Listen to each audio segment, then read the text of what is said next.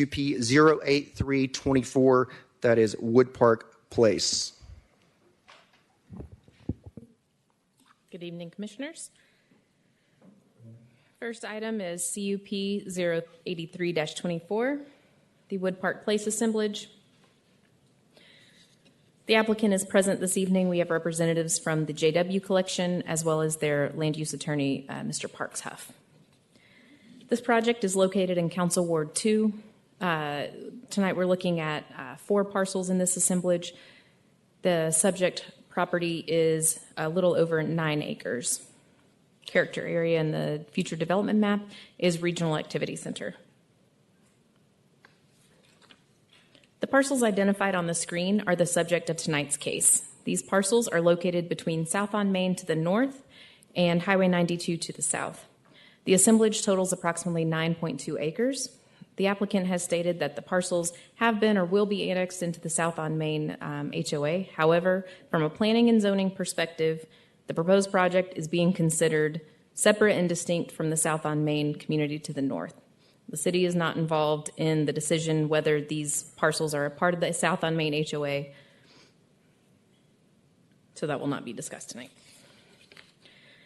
The proposed project consists of a total of 21,500 square feet of commercial space and 99 fee simple condominium units across 5 vertical mixed-use buildings, 5 fee simple condominium units above garages, and 8 traditional townhomes. That's a total of 112 residential units. Each of those units will have individual garage space for 2 vehicles. I'll show you a more focused look at each parcel on the next couple of slides. Starting at the north, you'll see it referred in your staff report as the Kane East parcel. This parcel is just over 4 acres, and it is proposed to have 32 residential units.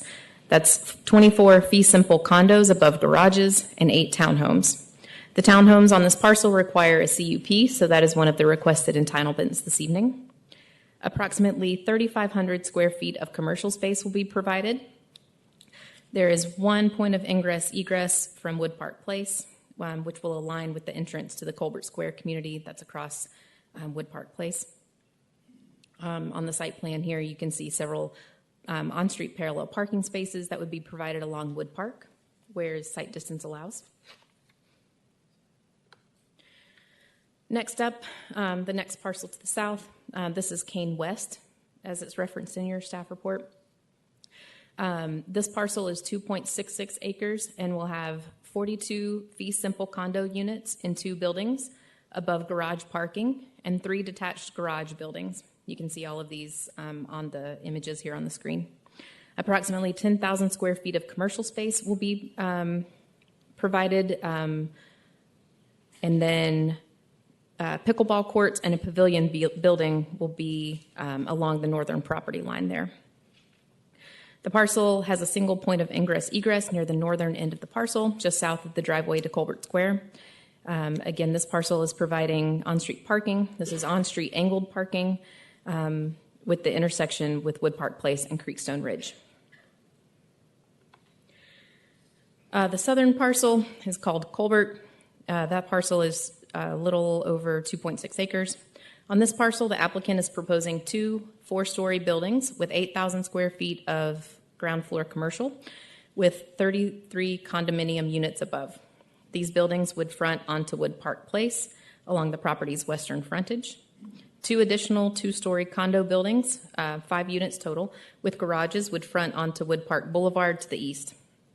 The parcel has a combination of surface, on-street, and tuck-under parking.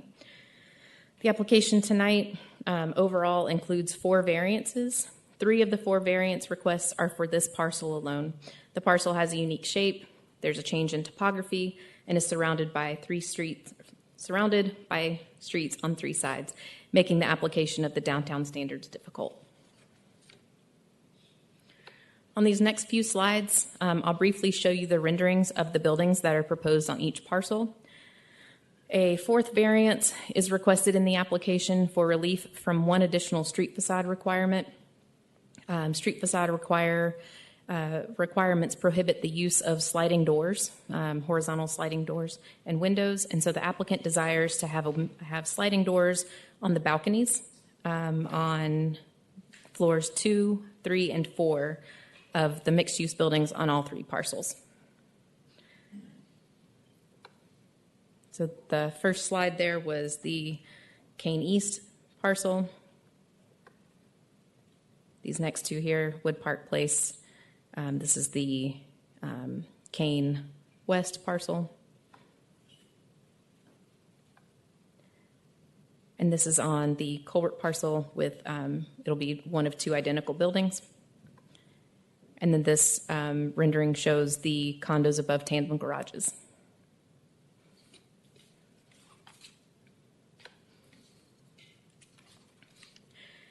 The Development Process Committee recommends the Planning Commission recommends City Council approval of the project with the recommended conditions of approval as provided in the staff report.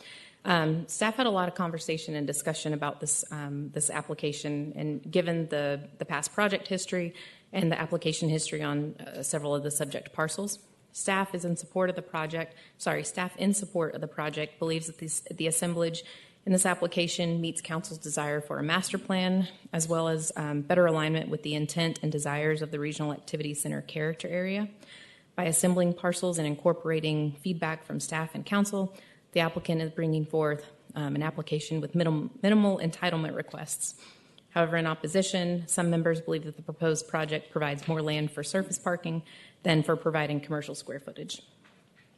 I have the conditions of approval on the following few slides, but for brevity for this evening, I won't go through all of them in specific detail. Again, they were all outlined in your staff report. Of course, if there's any that you wish to go over in any detail, I'm happy to discuss them individually. Just to touch on a couple of the conditions, there are conditions that include a requirement to hold the developer to the minimum commercial square footages and the maximum residential units as shown on the plans. Substantial similarity to the proposed site plans and renderings, requirement to connect the Green Prince Trail along Wood Park Place, as well as address the aesthetics of the detention pond, as well as providing a plan for how the Colbert parcel would be secured once construction begins. I think we're all aware that the parcel has been used for vehicle parking with for some of the commercial uses nearby. That concludes my presentation. Again, the applicant is here and has a presentation as well. So I'm happy to answer any questions if you have them at this time. Thank you, Nawana. Commissioners, any questions for staff at this time? Nawana, could you just real quick, understand, as you said, these are 2 separate, or this is a separate development from South on Main, right, and being considered separately. Correct. With that, is the applicant saying that the amenities will be shared with South on Main, though? What's the rationale or the reasoning behind why we would not consider anything associated with that if they're saying the amenities are going to be shared? Is there any more elaboration on that, or what we're referencing for that, or anything? Can you say the last part of your question again? Yeah, the thought process behind that, if they're saying the amenities are going to be shared with a separate development, why we wouldn't consider that, or how they would manage their HOA, I feel like is really more of an association decision and a developer decision rather than the city would be involved in that. Okay. All right. A civil matter, I guess. Okay. And then for park, I assume there's a minimum parking for commercial for this type of development, correct? And I assume that's clearly met with the parking spaces they've allotted for commercial? Yes. The parking has been provided on each parcel and meeting the minimum standards for those. Okay. And then just to clarify, on condition 1 that discusses the variances that as the development starts, as the community director can essentially approve, just confirming, and I think it's written in here like this, but just confirming that still would have to be presented to City Council within 30 days, I believe is what it says, any changes? And they would have the option to essentially reverse that if they wanted to? Correct. Certain things could be, if determined, could be reviewed at the at the staff level, and the community development director would have the determination as to what kind of category, what level of review it gets, and then we would notify city council of that, and they would have the option, if something caught their attention, they could pull that up and have it be discussed at their level. Okay, thank you. If the applicant would please come forward.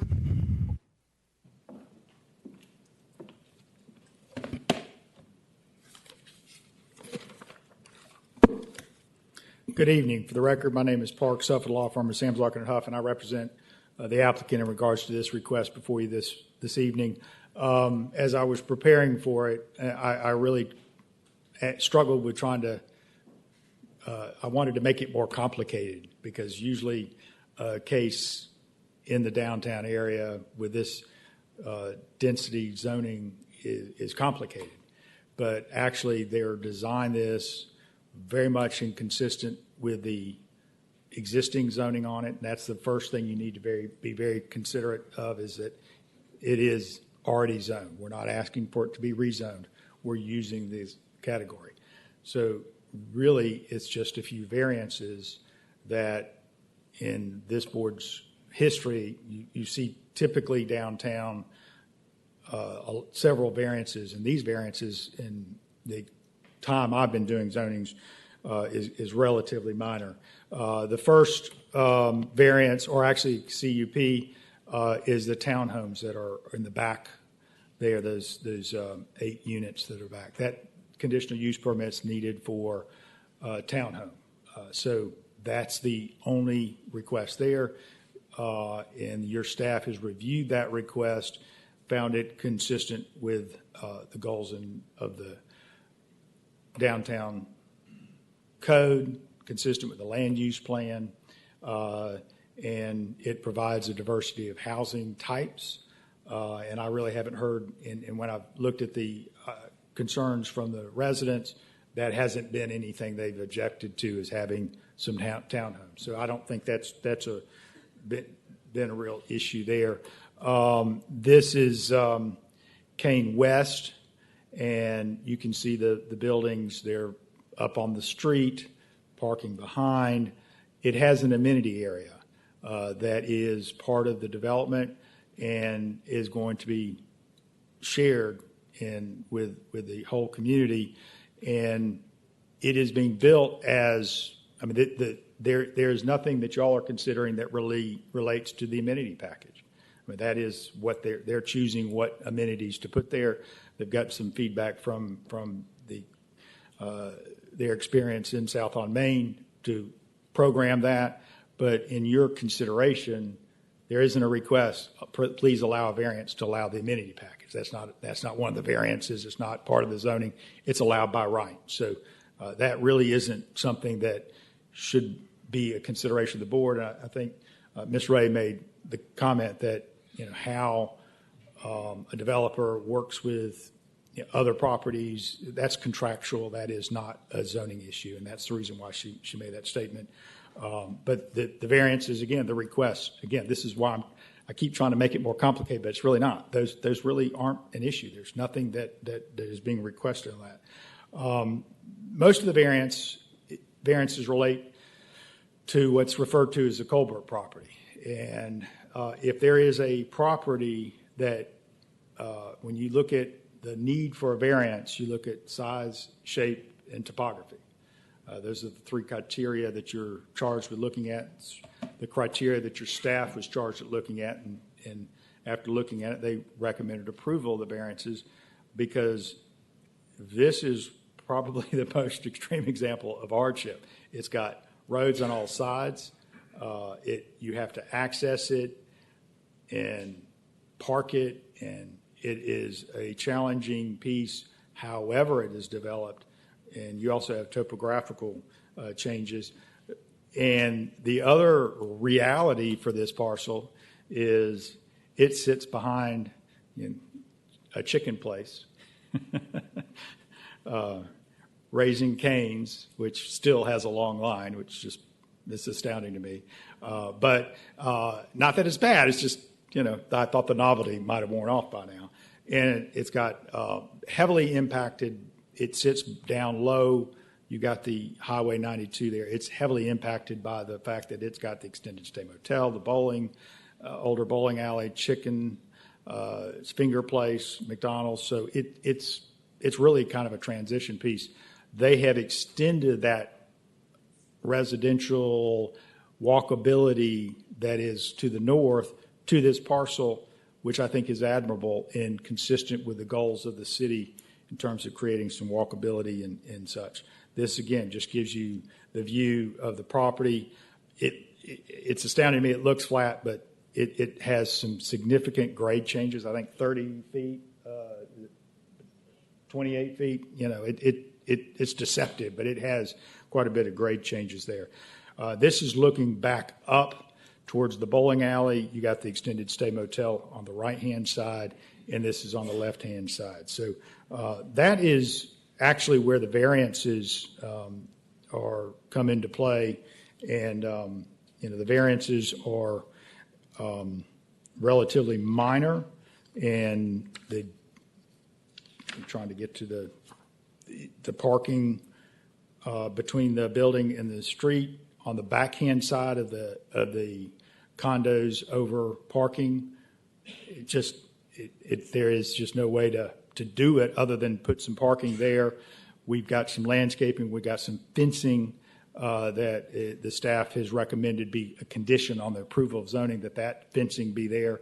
And again, it's on the right-hand side, the eastern side, so it creates some separation and visual interest as you drive along that section. But the real travel path is on the eastern or western side of the property as you go back north. So that is very appropriate to do that. And all three variances, the parking, some of the front-loaded units facing the street, again, that has to do with the culvert piece. Again, it's the fact that it's surrounded on all sides by roads. It's got topographical changes. It's got other changes there.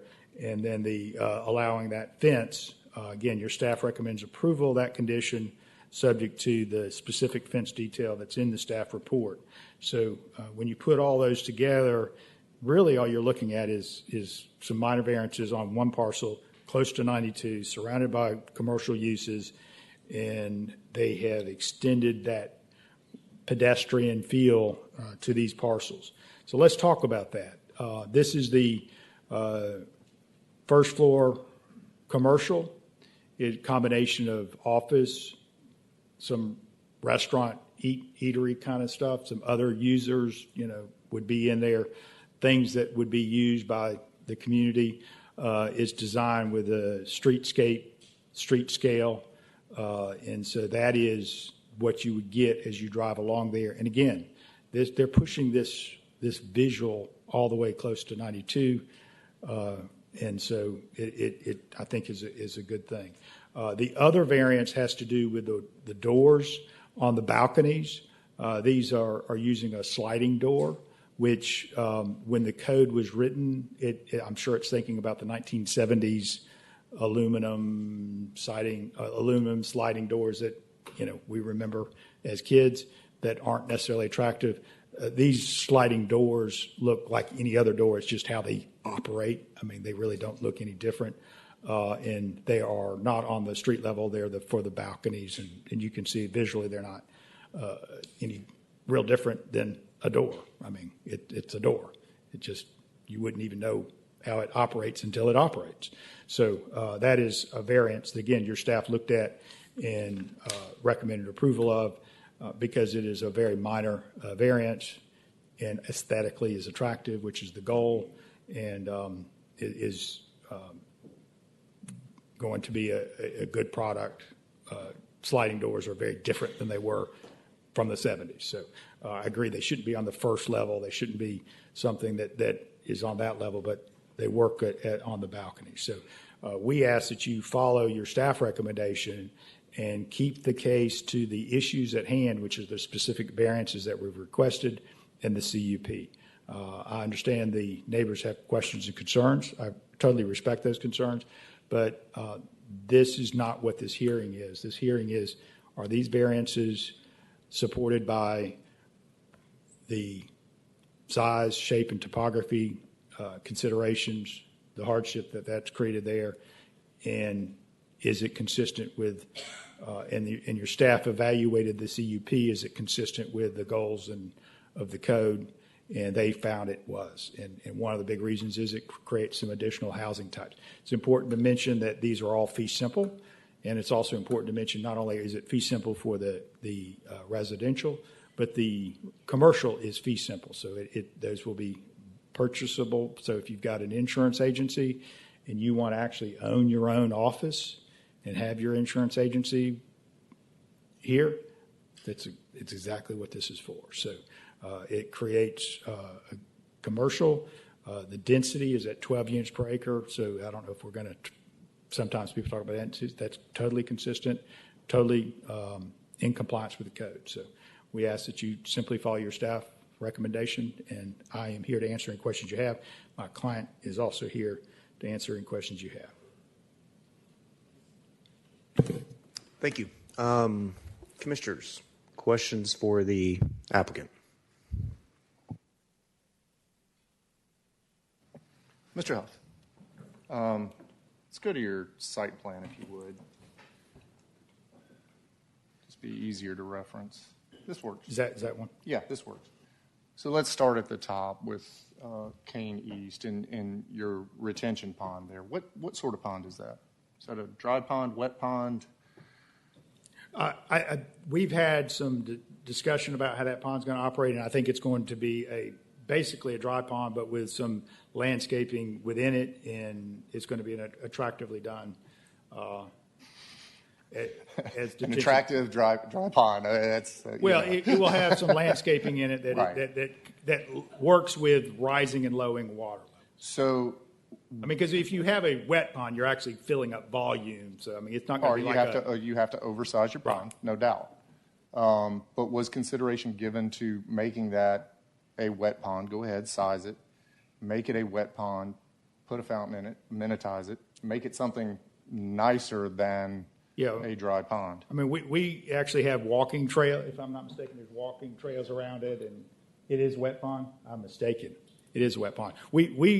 That is not anything. When suggestions like that have come up during staff review, the answer is whatever.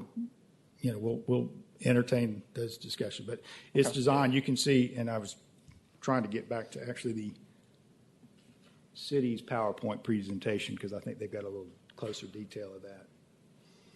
But it's designed to have amenity space around it. Okay. Good. I'm glad to hear it's a wet pond. We'll come back to that as we work our way through this. So let's go to the Kane West site. As I look at that site, the first thing that strikes me is the location of those pickleball courts, and I think about, and if there's any pickleball players out here, I do not mean to offend. I know it's a very popular sport. But I also know that, they can be an annoyance to nearby residents. Yeah.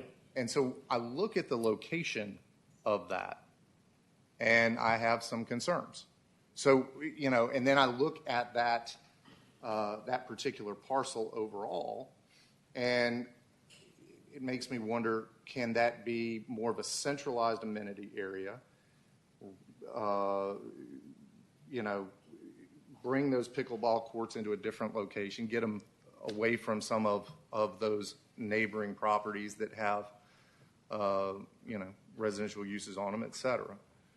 What considerations were given as you were thinking about, the design of that site and how it interplays with the overall development and the adjoining properties? Yeah, I can tell you that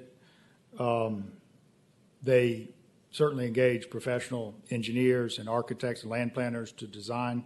The consideration here was having it within reasonable proximity of the development to the north so that it's accessible by the current South on Main residents with the pedestrian, the trail you can see there on this side over here coming down, some parking to it there.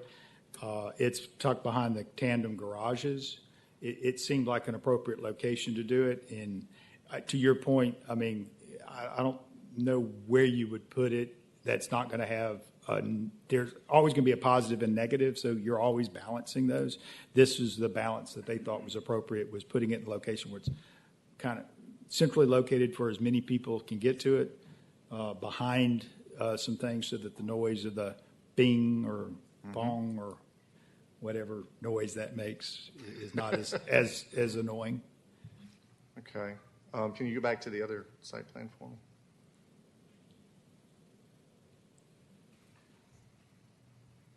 With this, The one with all three parcels. There we go. All right, so looking at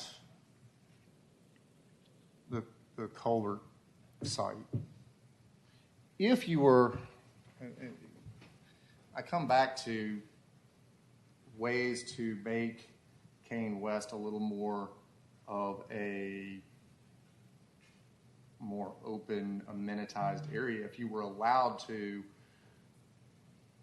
have a higher density on Colbert, right, and scale back Kane West, create more amenities there, you know, was consideration given to that? What sort of design did you consider along those lines, or was it considered, or was the concern, well, we're showing some densities that maybe folks won't be comfortable with? I'm just thinking about, you know, you make one parcel less dense, pack it in to the one that's closer to the commercial, right? And it makes it more of a phasing into the existing residential. yeah, I think the consideration there is if you go more dense, then you're going higher. And although that might work, I think, you know, construction-wise, that changes the construction costs if you go too much higher. And I think that they thought this was a good balance. It spreads the units between the three different parcels, and they're not really tall buildings, but they're not short buildings either. And you know, yeah, I mean, if you could you, I mean, I guess what you're saying is, could you pack all the density on the north and south and leave the middle as almost pack more to the south, Yeah. and open up that center, and then that allows you to take Kane West, and maybe you could create additional amenities there, which could you know, the market for, or the price point for some of those other units, because now you've got additional amenities there. Yeah, I mean, Is it something that your client would be willing to consider? I think at this stage, they've considered everything. They've gotten feedback. They've had multiple community meetings. They've met with staff multiple times. I think every idea has been thrown at them. I don't think that they're prepared to go and change the plan around after going this. I mean, not to that substantial amount. I'm not saying there's no changes that they wouldn't make, but I don't see any compelling reason to make those changes when we're talking just a few variants. Again, we're not talking about zoning. This is just variances, and we're also, I mean, you know, the amenities aren't part of that variance. They're entitleable by right. No, and look, I don't question that you have a right to amenities. I'm looking at long-term, how can we get the best possible product for the community, right? And I'm sure your client wants to look at the best possible product that they can offer into the market, because that's going to be a better profit for them. I think we have a win-win here. I just think that there may be an opportunity, as we look at the density and how it's used on especially those two parcels, Kane West and Culver, there may be an opportunity there to do better.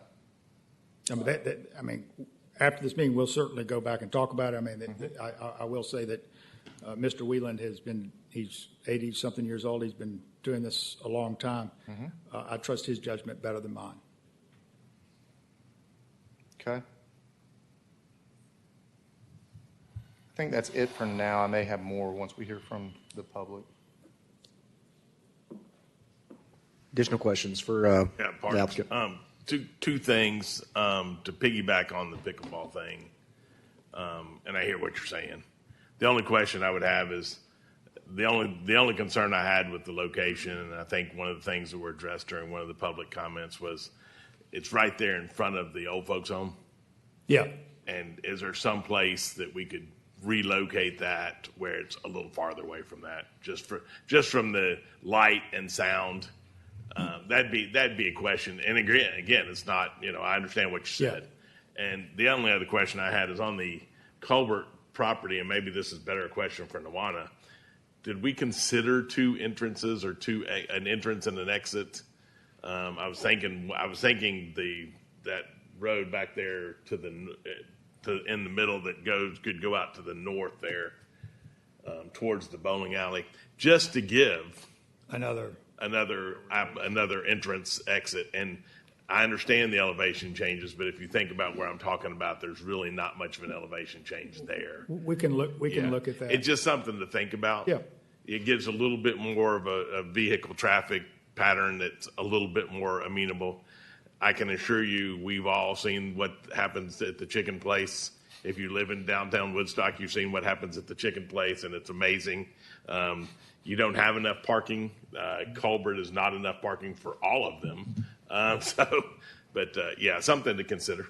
Yeah, and going back to your first point about the location of the amenity area, one of the things we're going to do after this meeting is we're going to talk about, is there any additional buffering and or fencing, because you can create separation not by just moving it, but also by other means. So we'll talk about if there's something there. And certainly lighting, we can certainly agree that lighting will be downcast and focused away and dark compliant and not blare out to the other side. Fortunately, there's actually a good separation there for there's a big field there. Quite frankly, if they wanted some plantings in that field area, that something we could accommodate to. Thanks. Thank you. Mr. Huff. Parks, sorry. Go ahead. Thank you for your presentation. Thank you. Just out of curiosity, has there been any discussion on price points for the condos and townhomes coming in? The price point is more than, we've had discussion about price points, but quite frankly, we're not going to commit to a price because no builder can. Right. But price per square foot, this is in line with the price per square foot of South on Main. Okay. They're smaller units, but the price per square foot is basically consistent.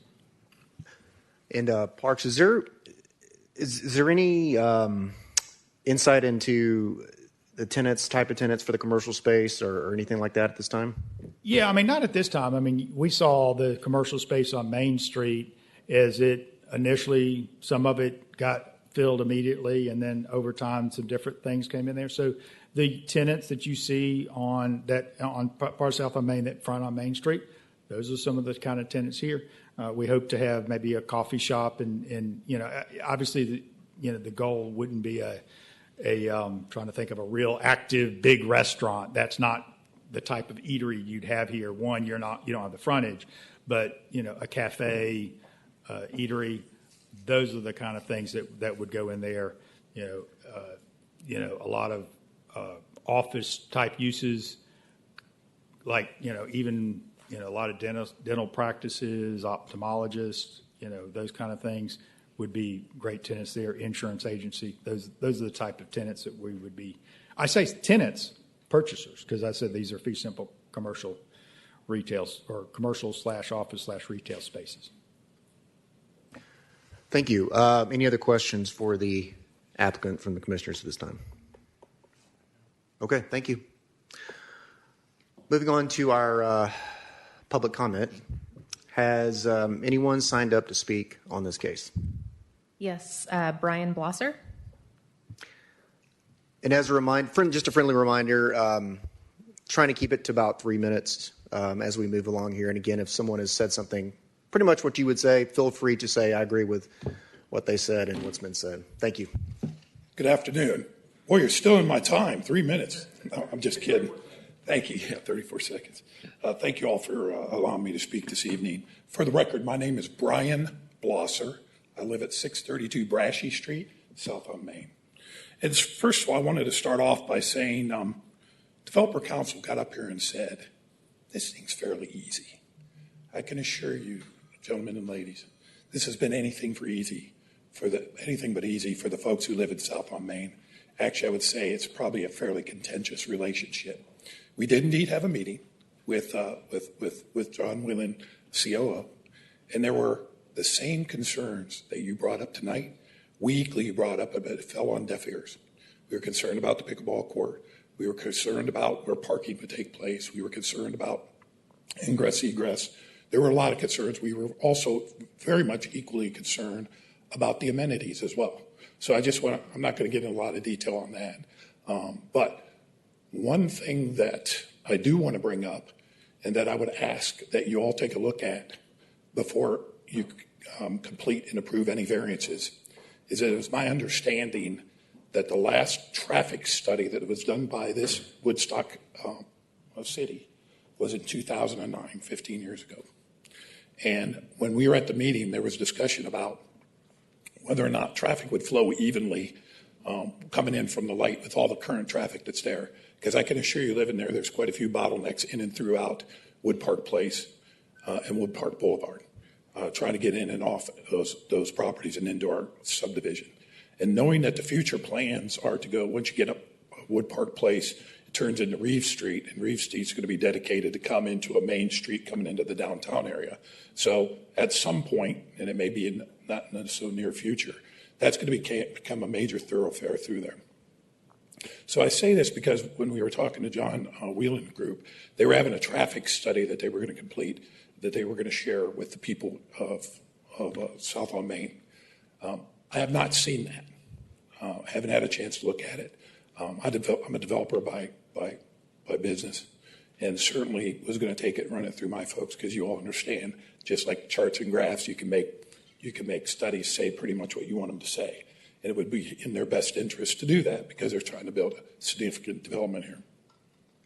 I would ask this council to take a look at their study that's from 2009, 15 years ago, and have this council ask you all to revamp that. Even though I know they say they look at it for 20 years, I did live here before, and there's been a significant change, all for the better, in downtown Woodstock and the surrounding areas.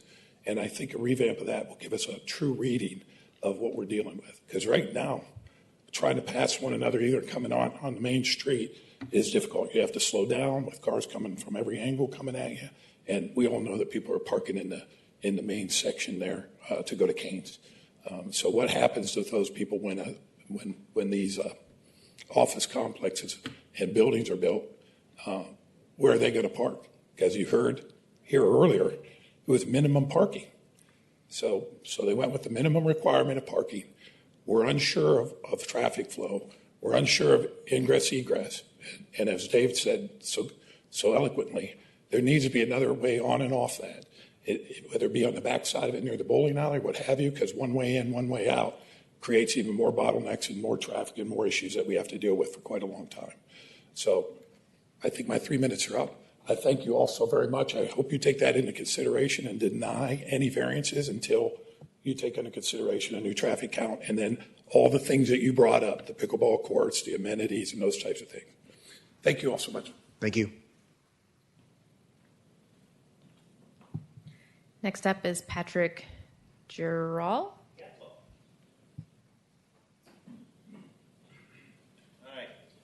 Good evening. My name is Patrick Yatla. I'm a resident south on Main, 101 Duval Street. I agree with everything that was brought up on the traffic. That is one of the main concerns. South on Main didn't exist when the traffic study was done, and the traffic on the cut-through is already starting to be a problem. Now that you've raised in Canes, there will be inadequate parking, for sure. The next question, and I have a question, is the parcels that we looked at today, would they qualify if they were applied for individually? Or is it being approved because it's a whole? Sir, just please direct your comments to us, and we'll try to address these concerns after the public comment with the applicant and staff. Okay. Thank you. The reason why I asked this question, because if they wouldn't be approved individually, why would it be a good idea to approve them? If one is a bad idea, why would three be a better idea? Something to consider. Regarding the commercial spaces, walking up and down Main Street, there's a number of these small commercial spaces with failed businesses all the time. They last for a few months. I don't think it's in the interest of the city to provide more commercial spaces that businesses can sustain business in those. I think small boutique restaurants, coffee shops would be a good addition to the city, but I don't know if the plans for the commercial spaces actually allow for that type of venue.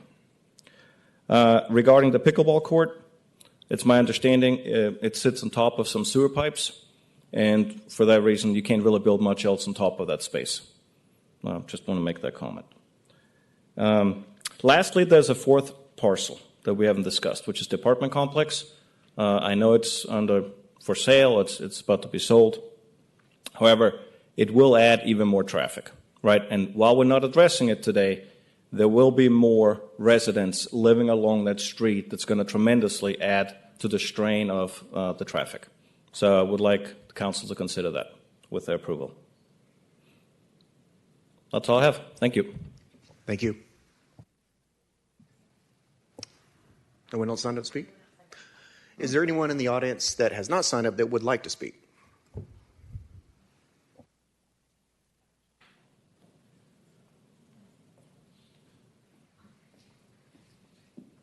Good evening. My name's Johnny Walker. I live at 158 Brighton Boulevard. I've lived in Woodstock for a little over 4 years. I think there's an overarching concern here that has been mentioned by two of the speakers that I would like to ask you to consider as you think this through. That overarching concern is the inclusion of these three non-contiguous pieces of property into the South on Main Homeowners Association and the use of the amenities there. I believe most of the citizens bought into South on Main seeing a relatively defined, large rectangular piece of property that's been developed very nicely. These pieces of property are much different than what the existing development already is. Now, that overarching concern has been brushed aside by two of the previous speakers. The planning staff, they said, oh, that's an HOA decision. Well, the HOA, as I think most of you probably know, is not really the community. It's not the community saying, we want this to happen this way. The HOA is solely controlled by JW and Development. The individual citizens of Woodstock that live in South on Main don't vote, don't concur. They can object, they can influence, but they don't have any strong vote. It's basically an arranged marriage between these three properties and the people who buy in there and South on Main. I would ask you to consider the citizens of Woodstock who live in South on Main and their desires to have this property added to the large development. It's my strong belief that most of the people in South on Main do not want that to happen. And rather than focus on sliding doors and street-facing facades, take the broader planning role and try to help make not what can be done, but what is the right decision for the existing people in South on Main. So I ask you to consider that as you deliberate on this. Thank you. Thank you. Sir, if you could please, sir, name over, just sign on the sheet over here. Thank you. Anyone else in the audience that would like to speak on this case? Okay. Seeing none, we will consider the public comment closed. If the applicant would like to come forward.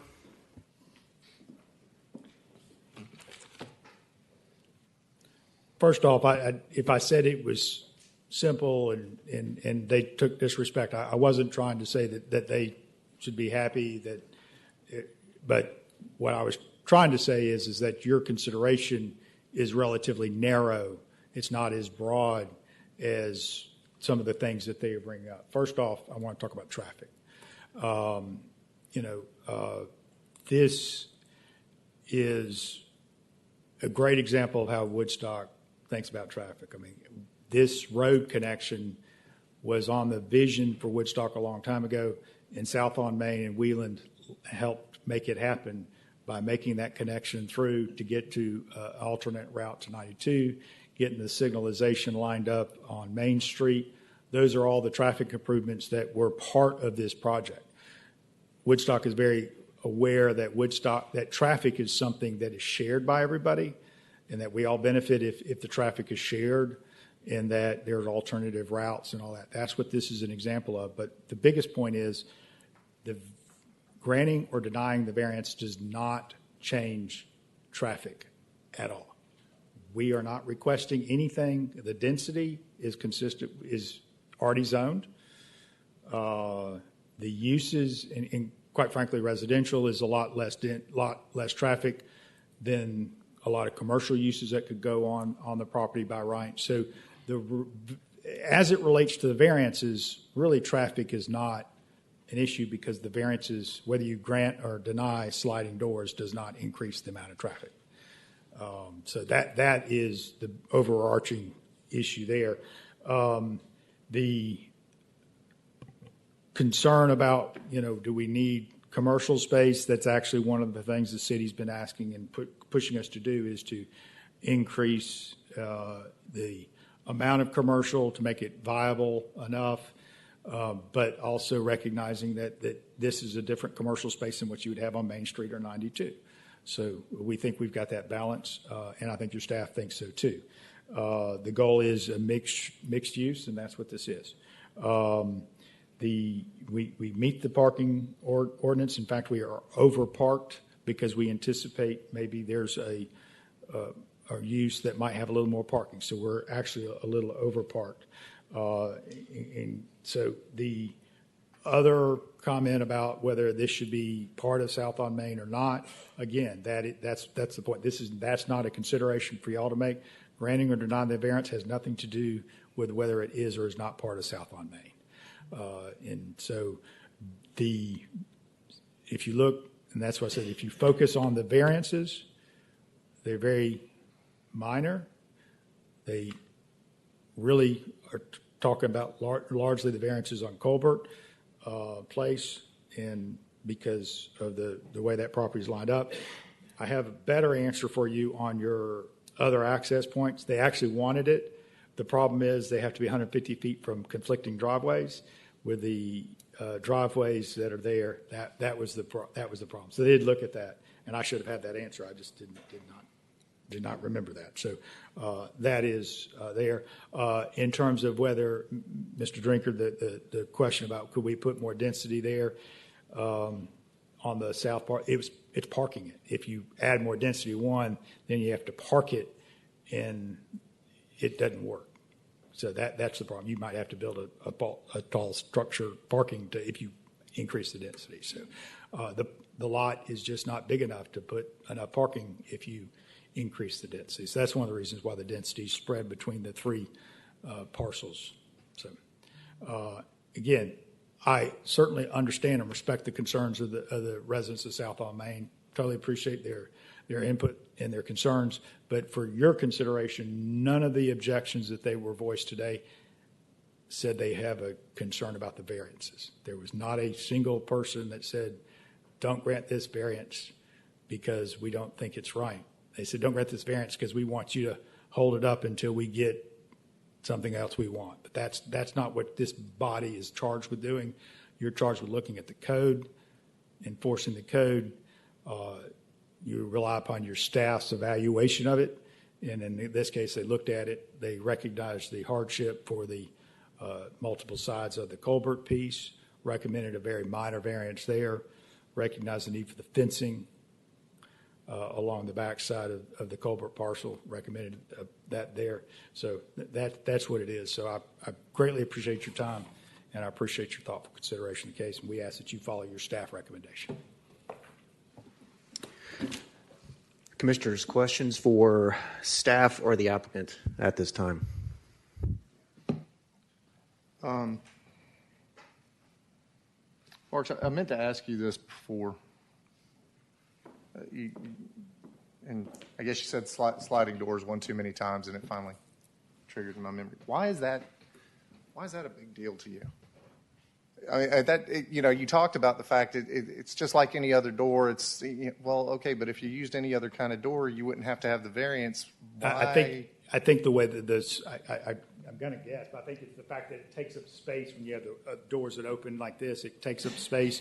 You have to keep those areas clear. So if you've got a patio and the door, you take up space. It's almost, I mean, the way I was thinking about it, it's like a pocket door. Pocket doors were kind of cool because it just got this and it's space savings. And for, So it literally is just a space issue. Yeah. Okay. Yeah. And aesthetically, I think there are tons of product out there, building products, door products that look as attractive as any other door. So let's come back to amenities for a second. Now, we get these little teases that, okay, there may be consideration to bring these properties into the South on Main HOA and use those amenities and whatnot, but, we're not supposed to consider that because that's something between, okay, so let's set that aside for a second. If I can't consider that, if I can't take that into account, if I am not sure that that's something that's happening because I haven't seen anything that, yes, this is definitely happening, then I have to look at what you're proposing here and the amenities that are being proposed on these 3 parcels and question, are these parcels amenitized sufficiently for the number of residents that you're bringing in? Make sense? So respond to that, if you would.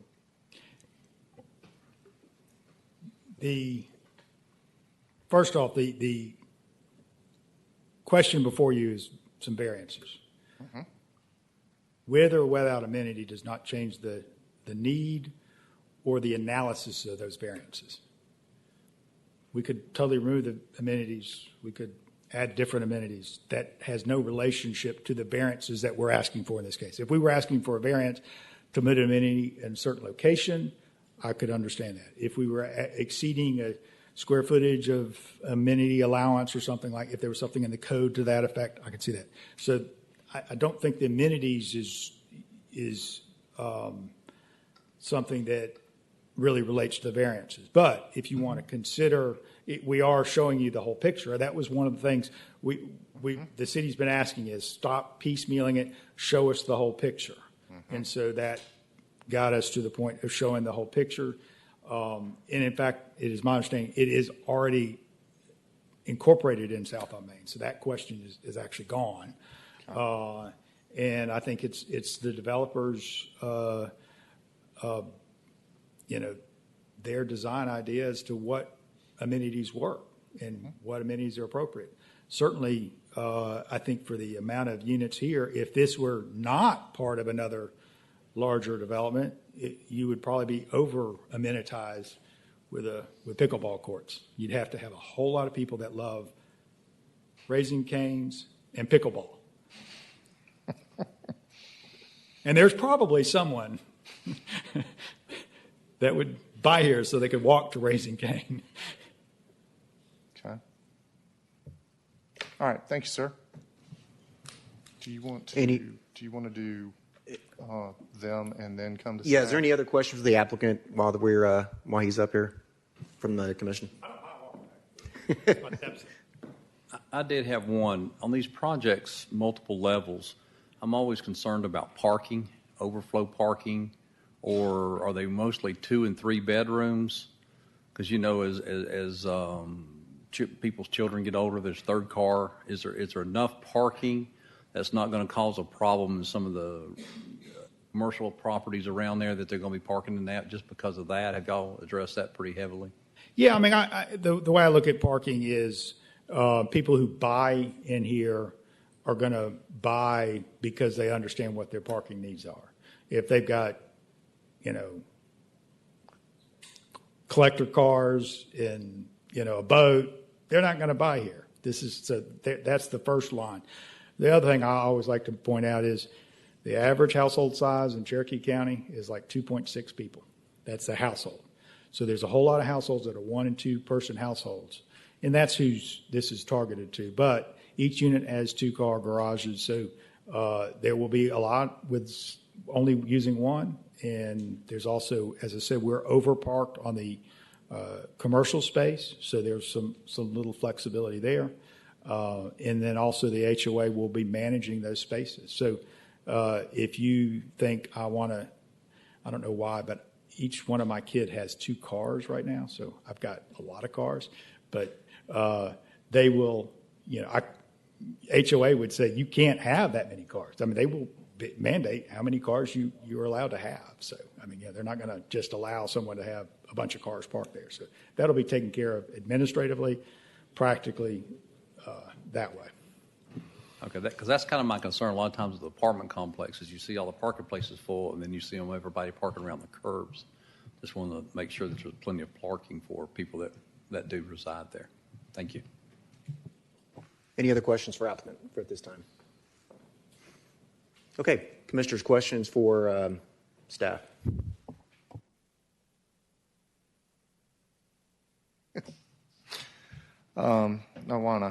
A few questions as I'm looking through some of the conditions that have been recommended. Let's start there. And Parks may have just answered this one, but in condition 1D, it references the HOA advisory committee. Do we need to be more specific with that? Or are we comfortable? Because we're not necessarily saying that they couldn't have a separate HOA or anything like that. So this language would allow that flexibility, yes? Yes, sir. Okay. All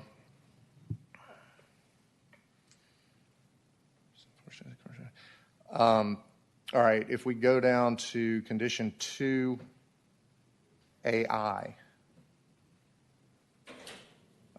and we've got it conditioned, written here that the large mixed-use buildings shall be at a minimum of framing begun before building permits shall be issued for the smaller buildings. One of the things that I always have concern about is, residential units being completed, and we're still kind of waiting on commercial, right? Not just for it to be framed, and, it would be rare that a developer would do this. It's generally not in their best interest, but I don't like to take anything for granted. Should we have language in the conditions, or have we considered language in the conditions that some portion of the commercial has to have completed at least exteriors, because interior finish you wouldn't necessarily want to do until you know who the tenant is, but some defined portion of the commercial to have completed exteriors before X percentage of the residential units can receive a CO. Have we looked at the potential for that? Was that something that staff discussed? We did talk about this condition. We spent a little bit of time working on it. I think staff would be open to any sort of recommendation that you have to add more specific language that may address the concerns that you have there. Okay. If I can throw a suggestion out, if you concerned about that, and I get your point. I mean, the goal is that we're going to start one building. They don't want us to just do the small buildings and that's it. But we anticipate we'll be starting the big building, and there's usually you want construction going on at the same time. So we also want to be, as we're framing that, getting the smaller buildings also going too. So you don't have, you limit the amount of construction going on. Could be that the large building have a CO prior to the small building CO. That way, you're not going to just start it and stop it. You're going to CO it, and obviously the big building's going to start first, so it will be CO'd. So. Okay. Ms. Albers, did you have thoughts? There was some dialogue during the Development Process Committee conversations regarding the project about what that threshold was, CO. There was discussion about the potential for ghost commercial on the ground floor, and perhaps tying it to occupied tenant spaces, but ultimately any recommendation that got put forward really died for lack of enough votes to include it in the conditions. But that's certainly something that if Planning Commission wants to add that condition or modify the existing one, definitely pass it along to council. Okay. All right. Where's the other one I wanted to ask about? Condition 8 references design and location to be approved by engineer. I'm assuming that we're specifying city engineer. Yes. Okay.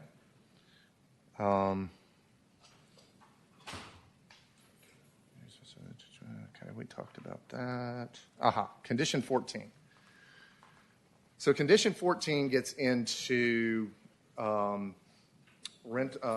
percentage of condominium units that can be rentals, and no single entity shall own more than, this currently says 25% of residential units. I'm assuming that's, you're trying to get a handle on corporate ownership and whatnot. Correct. How did staff settle on the 25%? Is that's higher than we've tended to do in the past. So I'm curious how we arrived at 25. That is true. A lot of times we've seen lower numbers. I think given the number of units, that was the recommendation that came from staff. Okay. All right. Thank you. That's it. Along with that, with the number of units, is it also, I mean, like I said, I've seen a lower number as well. Is that more associated with single-family type developments, or was that also we typically used a lower number with townhomes and condominiums and things like that as well? I'm not sure, Tracy, if you have any sort of record of the numbers that we've used. I don't have a running list of percentages or anything. Typically, going back in my memory, we've used 15%, 20% was the highest I've seen. If I can jump in, because you actually, I think, hit the nail on the head. Your concern about rental in a detached single-family neighborhood is that the owner of that rental product may not care for that product as well as the surrounding neighbors. They don't keep their lawn up. They don't replace the roof and the gutters and things like that. That is, I mean, if you think about what the concern is about rental, because it's people. It's people in a house or in a condo. That's not the issue. It's not a person. It's how they owning it only becomes an issue if you have concerns about how that can relate to the surroundings. So in a condo setting, the condo HOA is very vigorous, and it maintains all the exteriors. It and every owner of the unit, even if they're renting their unit, is paying into that maintenance. So there isn't anybody as an owner that's going to be able to negatively affect with poor maintenance or such. I think that's one. I think you're right. It's often more of a concern in those types of situations. Were you going to say, yeah, because what were you going to say? Yeah, so parks, and you may need to speak with your client to get a handle on this, but in the CCRs for the development, do you have any designation or differentiation between or minimum rental periods or anything like that? Because one of the things I'm thinking about is when you start looking at condos, that's when you tend to start seeing more activity towards short-term rentals, which can have very different impacts and change the nature of a residential neighborhood. Sure. Michelle Horstmeyer with JW Collection. Our plans for these buildings is to limit the rentals to 2 per each of the mixed-use buildings, so that would be a total of 10. 1 in the townhomes and 1 in the 5, I'm going to say townhomes that are on top of the garages. So that would be a total of 12 out of 112 homes. Would you be willing for the condition to be stated in that manner? And then the leases would have to be 12 months. That's in our current documents. These will be part of that master association, so they'll be in that document. And we don't allow any partial rentals. Not that you would subdivide a condo, but Who that's knows? People have done weirder things, right? Absolutely, absolutely. So yeah, we're very sensitive to that. Okay, thank you. That's a very helpful response. Appreciate it. Commissioners, any questions for staff? Continue on.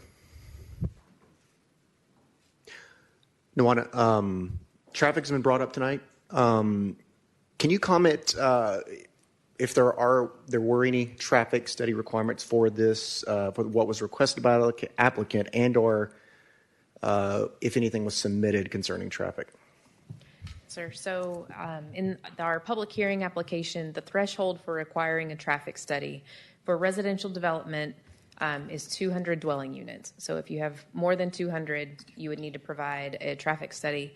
And then for commercial developments or mixed use, it's anything exceeding 25,000 square feet.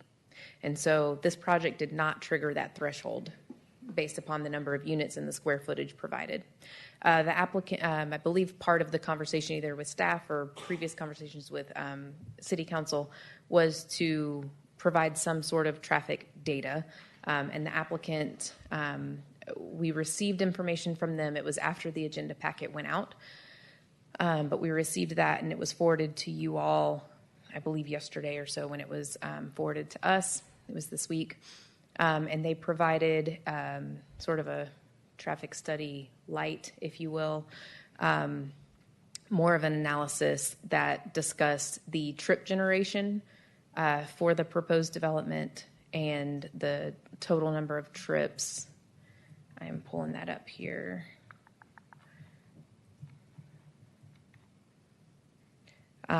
Based on the trip generations, the proposed development would generate 50 new external two-way trips in the AM, 43 new external two-way trips in the PM, and 390 new external two-way trips in a 24-hour period.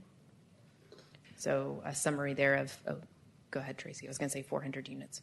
I was also going to add to the information provided by the applicant looked strictly at trip gen. It didn't necessarily look at the assignment of those trips on the roadway network. So the information that's been provided doesn't really get into the specifics of how that distribution will radiate in any one particular direction on the existing city grid. Thank you. It was also mentioned tonight, our question asked from the public about separate parcel entities, separate developments, versus the three.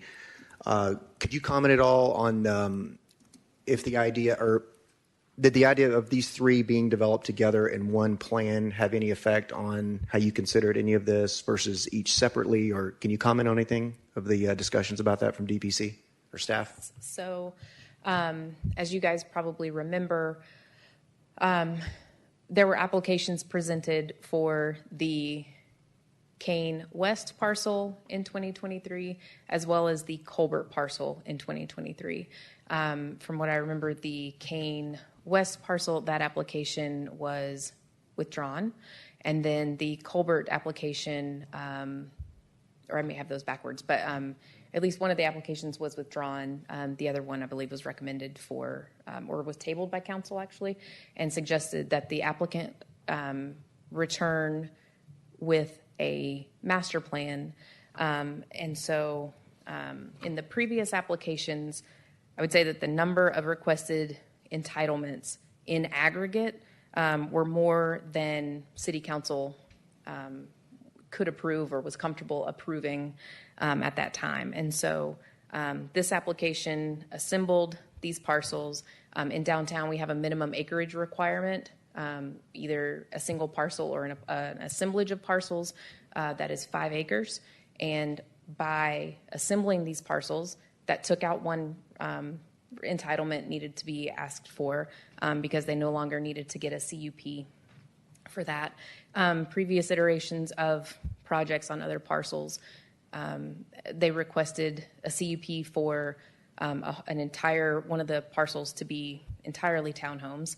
And so, again, by changing their proposed design and reducing the number of entitlements requested, it was more in line. They didn't have to come forward and ask for as many things from Planning Commission or City Council, and were more in line with what the comprehensive plan and the LDO call for in this area. Do you want to say something? Your The only mic was on. The only thing that I was going to add was there was a comment made this evening about if one is bad, then how is 3 better? It reduces the potential for piecemealing and allows Planning Commission and or Council to have greater control of the project at a single point in time. And oftentimes lends itself to a highest and better use than if either were tackled individually. So I think that potential for piecemealing a project together that may fall short of what's being proposed tonight was something that staff was concerned about and probably prompted and drove the need for a single application that addressed all 3 of these in one fell swoop. Thank you for that background. Commissioners, any further questions for staff and or the applicant at this time?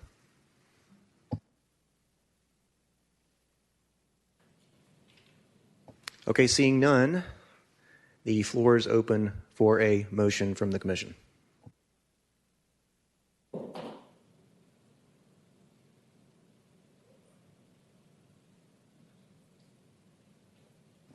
The chair cannot motion. All right, I'll take a swing at this to get something going. At least we can discuss it, and if everybody hates it, we'll pull it off the table, right? Or off the floor.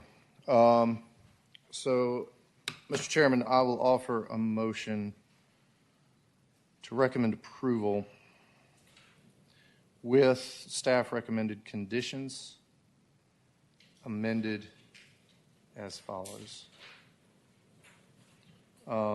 Condition 1A, second paragraph, final sentence.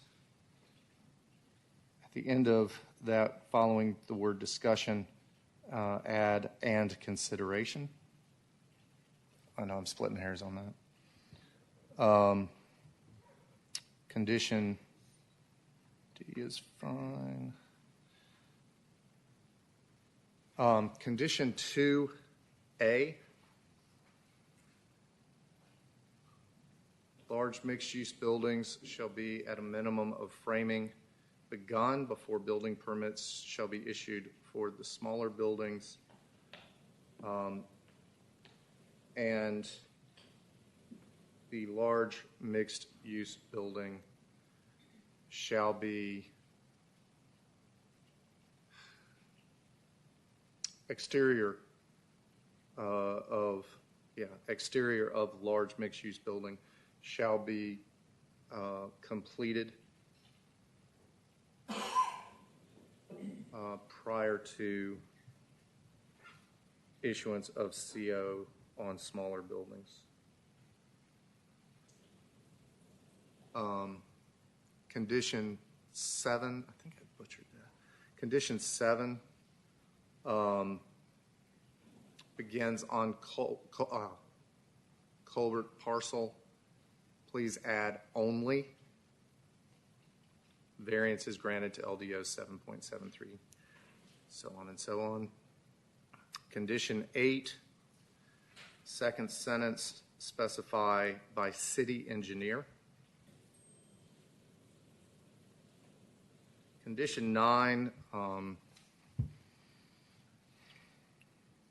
the detention pond shown on Kane East parcel shall be a wet detention pond with fountain and enhanced with native plantings and grasses, blah, blah, blah, blah, blah. Continuing on. Condition 14,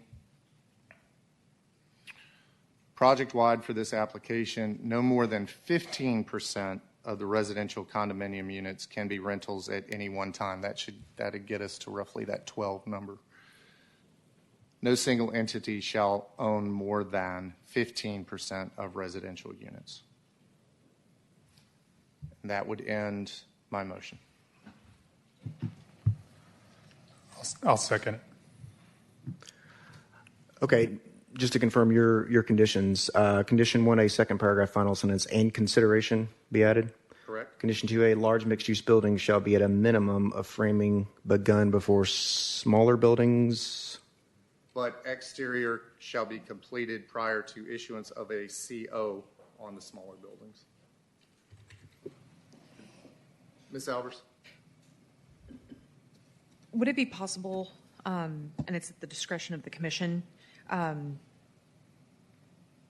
the exterior of the larger mixed-use buildings, either to the satisfaction of the building official or the satisfaction of planning staff? I'm certainly agreeable to that, and thank you for cleaning up my mess. So just to clarify that, can you say that one more time for condition 2A? If you can remember what you recommended. Can you help me with this? The exterior of the larger mixed-use building shall be completed to the satisfaction of insert party here prior to issuance of certificate of occupancy for smaller buildings. Perfect. Thank you.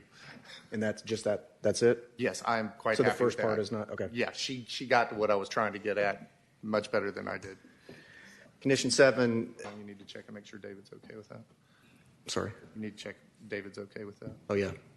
I'm good with it. With the wording of that condition 2. Okay. Condition 7, Cobra parcel, you said please, just add only. Correct. Condition 8, second sentence, specify city engineer. Correct. Condition 9, detention pond on Cane East shall be a wet detention pond with fountain and enhanced with et cetera, as worded. Condition 14, project-wide, no more than 15% shall be rentals at any one time. No single entity shall own no more than 50% of residential units. And Commissioner Lundquist, you're good with all that? Yes, absolutely. Okay, there's a motion on the floor by Commissioner Drinkard to approve with staff recommendations in addition to the conditions we just he stated. And there's a second by Commissioner Lundquist. James, the floor is yours with the motion. Thank you, sir. First off, I want to thank the developer for finally coming forward and addressing some of the things we've been asking for quite a while. I was very happy to see that because I really did not want to have another night where I sit up here and I'm angry about what you're presenting. So thank you for that. I know that, anytime we're talking about development, especially development within the downtown area, traffic is always going to be a very large concern. We have to think of it on a larger scale, which is why we are working to develop that grid street network. And this project, the larger overall project, it was envisioned to encompass that grid street network. I recognize, folks will talk about, well, we don't want cut-through traffic in our neighborhood. The neighborhood was designed as part of a grid street network. It was designed to function in the way that we're making it function. So, in terms of traffic and in terms of, a traffic study or a traffic analysis, those things typically have a 20 to 30 year shelf life. And when you are putting them together, you're looking at current condition and future to be built condition based on projections and based on what plans are put forth. This project is actually well within the densities and unit counts that were envisioned. So that previous study is largely accurate in relation to what this development is. The developer has a responsibility. The city has a responsibility. The city's responsibility is to look at the larger picture and how various developments happening around the city impact the overall traffic network. So we cannot hold the developer responsible for something that they are not creating an increase on. Because what they are building was already envisioned within those plans. In terms of condominiums and units being smaller or larger. In terms of how that may impact property values, I know that's always another concern, but that comes down to how things are finished out, what kinds of trims and finishes, and how well constructed it is. There's so many things that come into play. So while the units in total may have a lower price, because they are smaller units, that price per square foot may in fact be quite similar, and you may actually see the price per square foot of those condos be higher than for some of the existing properties. I do have concerns about that rental issue and corporate ownership. That's something that I have concern about anytime we're looking at residential development. When we come to the 15% rather than 25, well, that gets to maybe 12 and a half units.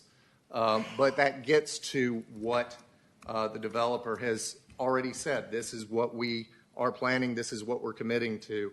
So we are holding them accountable to what they have presented to us and making sure that they are going to follow through on what they've done. Overall, I think this is much better than anything we have seen. I think it is a good product for the community and will be something that's positive overall. So,